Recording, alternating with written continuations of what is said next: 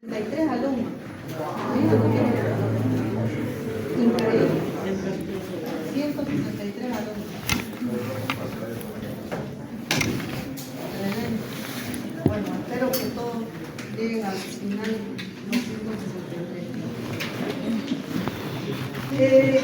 Esta gráfica es importante porque refleja que el control interno de la temperatura es muy estrecho. A pesar de que hubieran cambios externos, la temperatura interna tiene muy poca variación. A una temperatura ideal, la temperatura ambiente ideal de 27 grados, la temperatura interna, corporal interna, es de 37 grados. Si bajamos la temperatura 12 grados a una temperatura ambiente de 15 grados, la temperatura interna baja solamente 1 grado a 36. Sin embargo, la temperatura a nivel de la piel, estando nosotros descubiertos, puede descender hasta 22 grados centígrados. Pero la temperatura interna se va a mantener con una variación muy estrecha de 1 grado. Lo contrario, si entramos en actividad física a una temperatura ambiente de 27 grados, igual que en reposo, pero entramos en actividad física, la temperatura a nivel de fiscal, a nivel de extremidades, va a aumentar hasta 34, pero la temperatura interna no aumenta más de 38, o sea, 1 grado más de este valor normal fisiológico, digamos, en reposo de 37 grados. Esto significa que la temperatura interna no varía más de 1 grado hacia abajo o hacia arriba para estar fuera de los límites fisiológicos. Sin embargo, a nivel de la piel, la temperatura puede variar hasta 12 grados centígrados y la piel es nada más que un órgano que contribuye como mecanismo de adaptación para conservar o para disipar calor. Esa es una diapositiva muy importante. Otra diapositiva muy importante es esta cuando hablamos de elevación de la temperatura y reconocemos a las citoquinas como elementos principales en la patogenia de la fiebre, es decir, en la aparición de fiebre, en la elevación de la temperatura. Estas citoquinas que están nombradas acá, no las voy a volver a nombrar, es muy importante esta otra diapositiva, donde tenemos 3 actores, digámoslo así, 3 actores que van a interactuar para elevar la temperatura, siempre en presencia de un elemento extraño, en este caso un lipopolisacárido de un germen que es reconocido por el neutrófilo. Pero es reconocido porque el neutrófilo tiene en su membrana receptores de reconocimiento.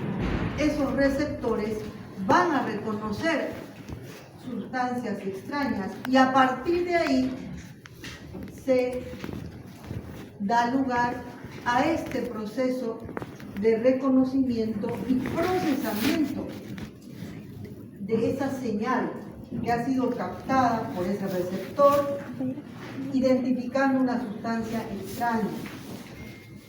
Esa sustancia extraña va a desencadenar por mecanismos de señalización a nivel de la membrana del neutrófilo. Se van a unir 2 receptores por un proceso que se llama dimerización. Estos son monómeros y al juntarse son dímeros por un proceso de dimerización que van a abrir la membrana citoplasmática del neutrófilo y desencadenando una reacción en cadena, van a dar lugar a la formación de este elemento fundamental en la fiebre, en la patogenia de la fiebre, esta citoquina que es el factor nuclear kappa B. Ese es el que induce la formación de las citoquinas pirógenas. Gracias. El factor nuclear kappa B va a dar lugar a estas citoquinas que llamamos citoquinas pirógenas, a partir de las cuales se va a dar lugar a la formación de prostaglandinas. Es importante recordar el proceso. El proceso comienza con esta imagen que representa la capa lipídica del neutrófilo, que todas las células tienen en realidad una capa lipídica, ¿verdad? Esa capa lipídica, cuando hay una injuria, una lesión, cualquier tipo de daño que hubiera,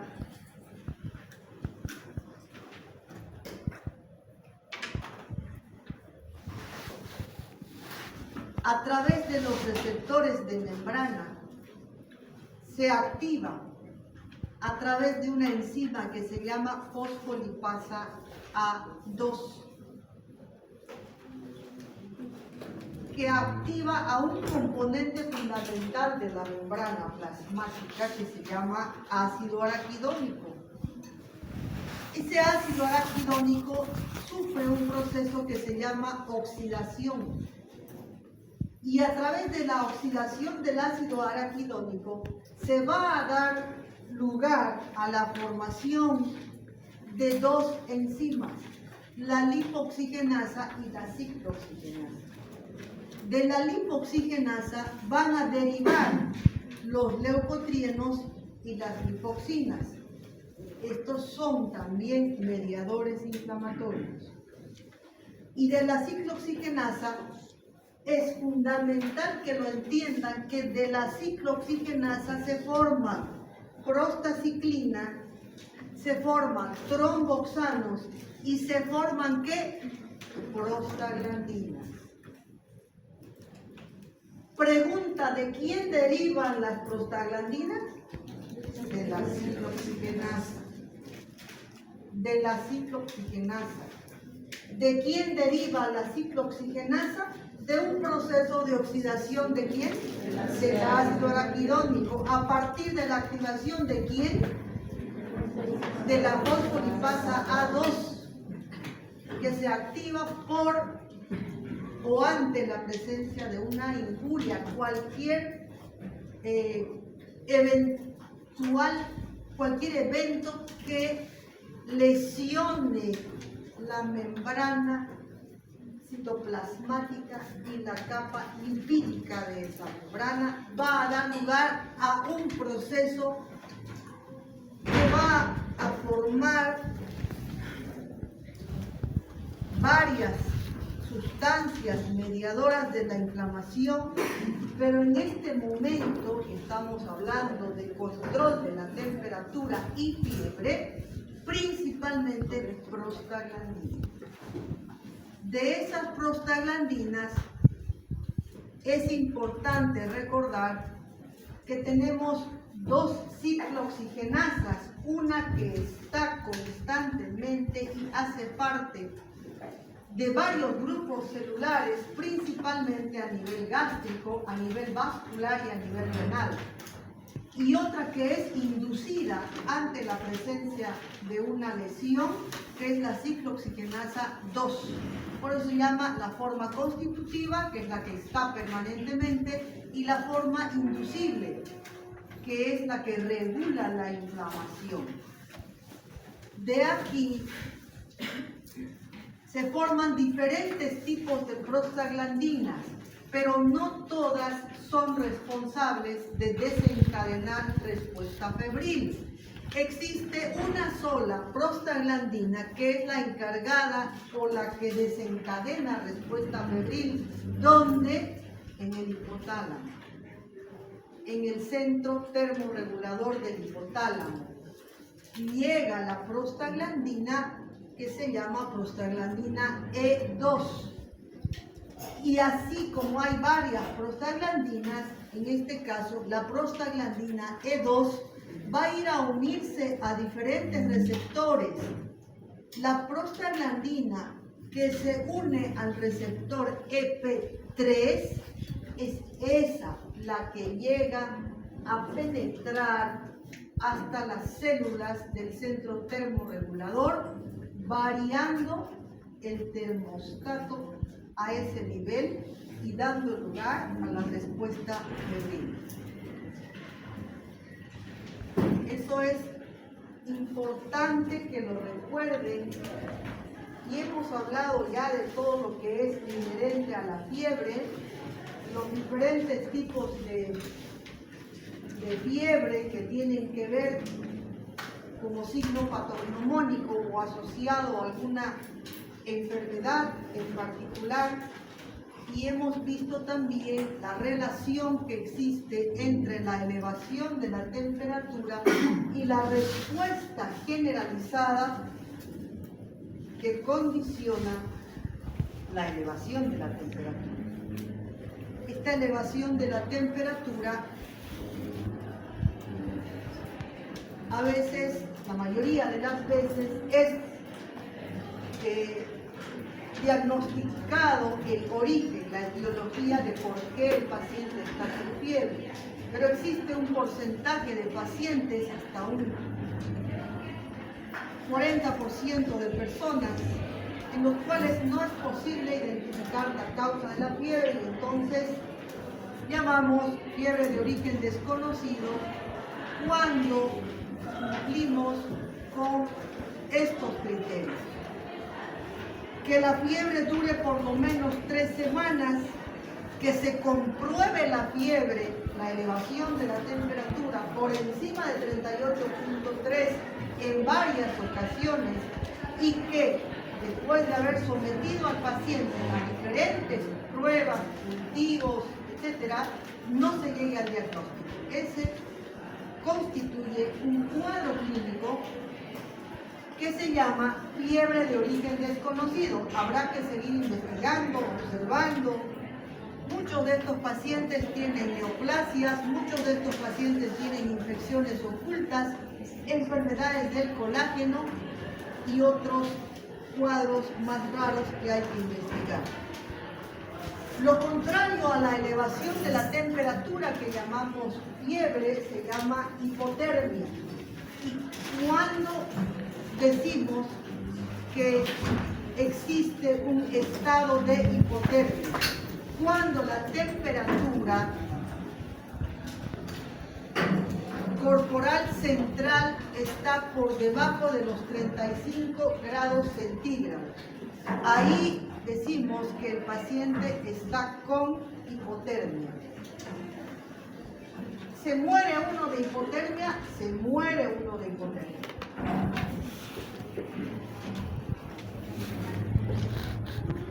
Se puede clasificar la hipotermia como una hipotermia accidental o primaria. Por ejemplo, en este caso, que es muy gráfico, donde una persona se ha sumergido en nieve y en aguas congeladas. Está sumergido ahí. Si esta persona no es rescatada, seguramente va a sufrir hipotermia y va a fallecer. Eso es un accidente.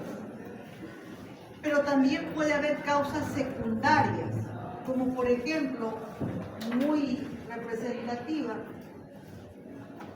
el hipotiroidismo.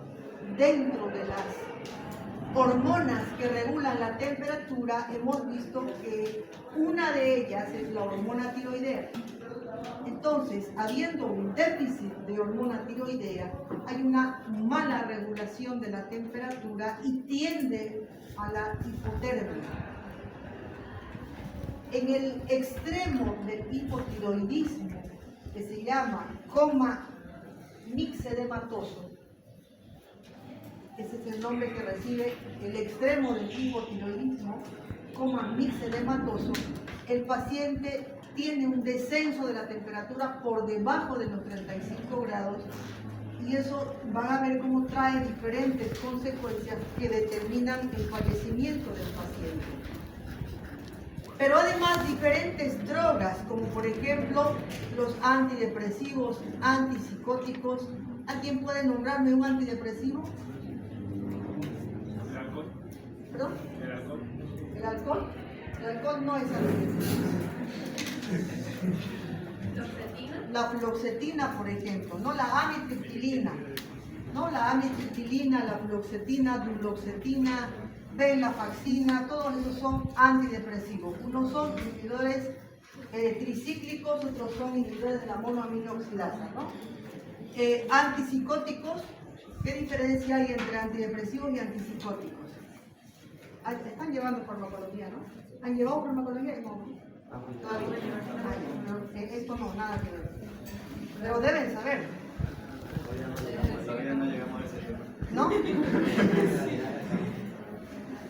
Bueno, una cosa es la depresión y otra cosa es la psicosis. La psicosis, que el cuadro más representativo es la esquizofrenia, ¿no? Los antipsicóticos son medicamentos que cambian el pensamiento al paciente esquizofrénico. El esquizofrénico es el que vulgarmente conocemos como loco, ¿no? Es el que anda hablando solito o cosas de ese estilo, ¿no? El principal antipsicótico, el haloperidol, que viene con el nombre de Andol. Hay uno más nuevo que se llama risperidona. Son antipsicóticos. Analgésicos, un ejemplo,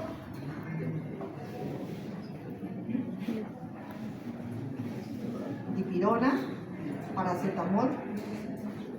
Narcóticos,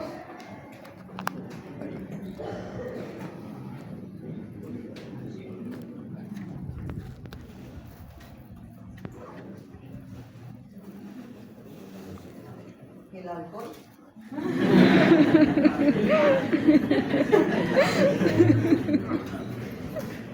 Sedantes,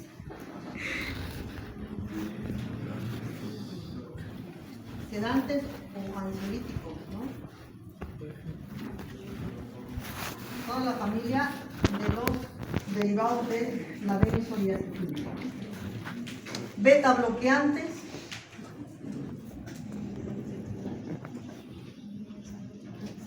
¿sabe para qué se usan los beta bloqueantes?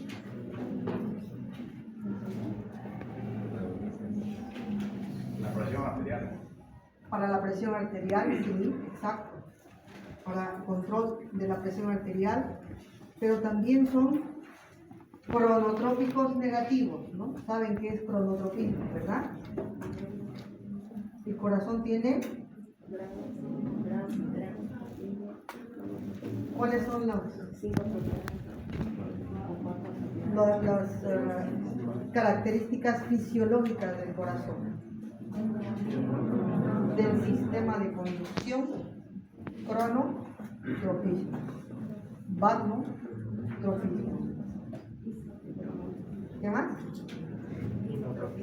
Inotropismo. Los beta bloqueantes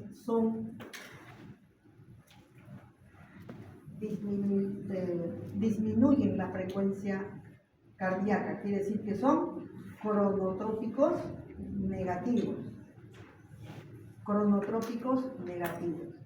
Pero además disminuyen la fuerza de contracción. Son entonces inotrópicos negativos.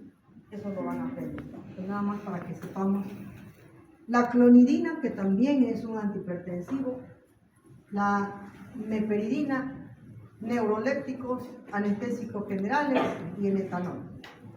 Como ejemplos de sustancias que pueden provocar disminución de la temperatura y llevar a hipotermia.